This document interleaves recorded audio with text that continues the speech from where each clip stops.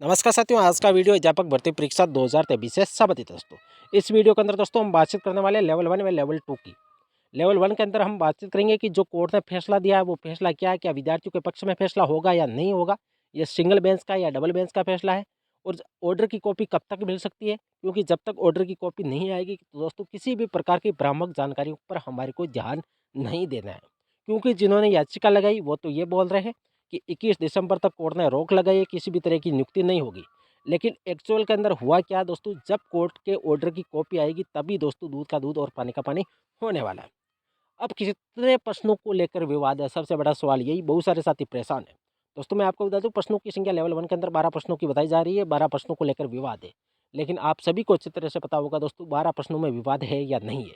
कई तरह की दोस्तों भ्रामक जानकारियां भी चलेगी, लेकिन दोस्तों विवाद है तो 1 या 2 प्रश्न पर ही है लेवल 1 के अंदर। मेरे पॉइंट ऑफ व्यू से मैं बताने की कोशिश कर रहा हूँ, 12 प्रश्न नहीं है दोस्तों। अब होगा क्या, आंसर चेंज होगा या नहीं होगा। बहुत सारे साथी याचिकाकर्ता भी बनना चाहते हैं जिनके कुछ नंबर कुछ पॉइंट कम है। तो दोस्तों मैं आपको बता दूं, जो प्रश्न 12 प्रश्नों की संख्या बता रही है, 12 प्रश्न के आंसर चेंज नहीं होंगे, मैं आज भी बोल दूं। अब कितने प्रश्नों का होंगे, तो दोस्तों आप जितने भी प्रश्न, उन्होंने 12 प्रश्नों का जो ये जिक्र किया कि 12 प्रश्नों को लेकर विवाद है, उसमें हो सकता है, पॉसिबिलिटी कम है कि आंसर चेंज होंगे। मेरे पॉइंट ऑफ व्यू से मैं बताने की कोशिश कर रहा हूँ दोस्तों, हो सकता है ये सही हो या नहीं हो। क्योंकि मैंने जितनी भी पूर्व की वैकेंसी राजस्थान कर्मचारी चयन बोर्ड ने कंडक्ट करवाई है, उसमें दोस्तों मैंने देखा है जो भी कोर्ट का विवाद रहा प्रश्नों को लेकर, उसमें वही होता है जो बोर्ड चाहता है, जो बोर्ड आंसर मानता है। क्योंकि बोर्ड के पास ही एक्सपर्ट कमेटी रहती है दोस्तों। अब ये विवाद क्यों हुआ, क्यों कोर्ट ने इस प्रकार का आदेश दिया, हालांकि दोस्तों मैं इसकी पुष्टि नहीं कर रहा कि कोर्ट ने स्टे दिया है या नहीं दिया है, क्योंकि हमारे पास न तो कोर्ट की ऑर्डर की कॉपी है और न ही किसी अन्य तरह की दोस्तों न्यूज़ है। जो भी ग्रुपों के अंदर दोस्तों वो जो न्यूज़ वायरल हो रही है, उसी हिसाब से दोस्तों मैं बताने की कोशिश कर रहा हूँ। और फर्स्ट इंडिया न्यूज़ का दोस्तों आपने ये देखा होगा, ब्रेकिंग न्यूज़, जयपुर तृतीय श्रेणी अध्यापक भर्ती परीक्षा 2022 से जुड़ा प्रकरण, लेवल 1 में विवादित प्रश्नों से जुड़ा है मामला, हाईकोर्ट एकल पीठ। सबसे बड़ा सवाल यही है दोस्तों, ये एकल पीठ का फैसला है, और यदि इस पे स्टे भी आएगा दोस्तों, स्टे भी आया है या नहीं है ये भी स्थिति स्पष्ट नहीं है, क्योंकि हमारे पास कोर्ट के ऑर्डर की कॉपी नहीं है। जब तक कोर्ट के ऑर्डर की कॉपी नहीं है दोस्तों हमारे पास, तो हम ये नहीं बता सकते कि स्टे आया या नहीं है। लेकिन यदि स्टे आया भी है, तो भी दोस्तों यदि सिंगल बेंच का यह फैसला है, आप सभी को अच्छी तरह से पता है, तो कोर्ट 100% मेरे पॉइंट ऑफ व्यू से दोस्तों मैं बता रहा हूँ, कोर्ट डबल बेंच के अंदर इसको चैलेंज करेगा। क्योंकि इसकी नियुक्ति ऑर्डर जारी हो चुके हैं, कई सारे साथियों की ज्वाइनिंग हो चुकी है, कई सारे साथी इससे प्रभावित भी होंगे।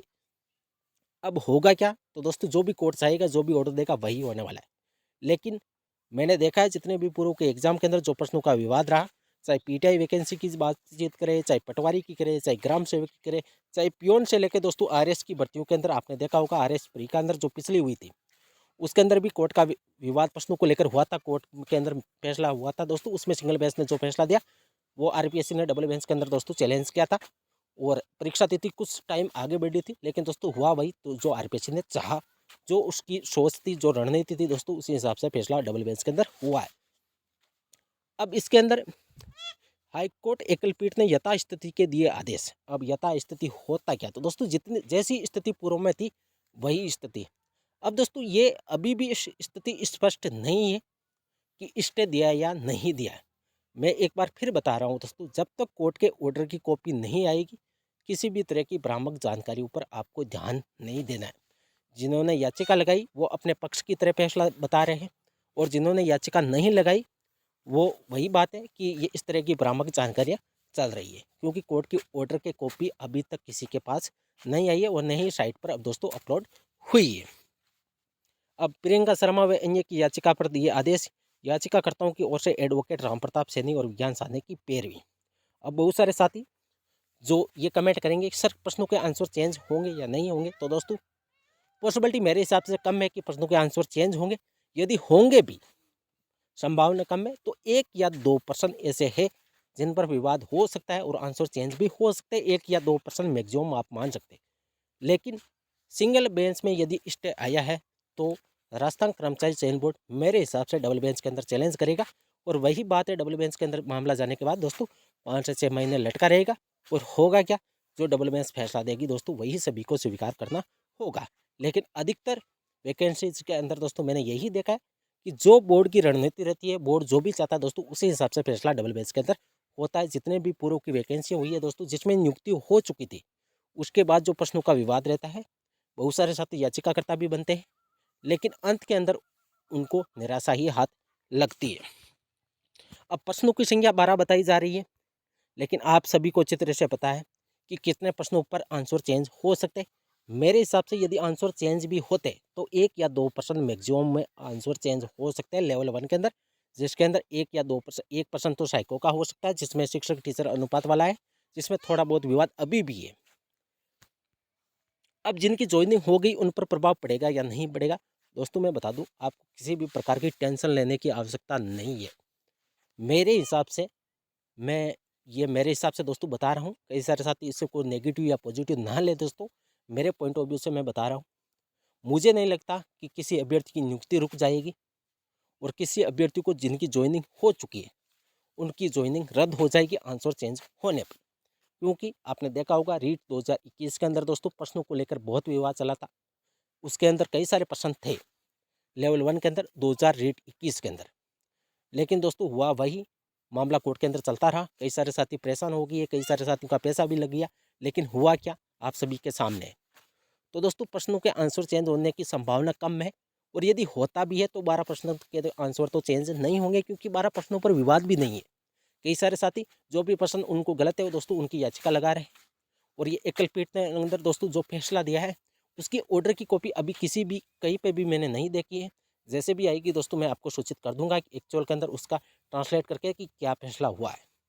अब जिन्होंने याचिका लगाई वो उनके पक्ष का फैसला बता रहे, और जो इंतजार करें नियुक्ति का चाहे डिस्ट्रिक्ट अलॉटमेंट का, उन सारे साथियों को दोस्तों मैं एक चीज़ बता रहा हूँ आपको, अभी आपको मुझे अच्छी तरह से पता है कि सारे साथी परेशान है। एक तो आचार संहिता की वजह से, क्योंकि 1.5 महीना हो गया, नहीं तो उनका डिस्ट्रिक्ट अलॉटमेंट हुआ है और नहीं जो स्कूल मिल गई वहाँ पे उनकी ज्वाइनिंग हुई, और एक ऊपर से ये कोर्ट का डर कि कोर्ट क्या फैसला दे दिया हमको। हम तो इंतजार कर रहे थे नियुक्ति का या डिस्ट्रिक्ट अलॉटमेंट का, लेकिन एन वक्त पर यह क्या हो गया दोस्तों। इस तरह की न्यूज़ या फैसले सिंगल बेंच के कई वैकेंसी के अंदर होते हैं, लेकिन ये फाइनल फैसला नहीं होता है, बोर्ड डबल बेंच के अंदर चैलेंज करता है।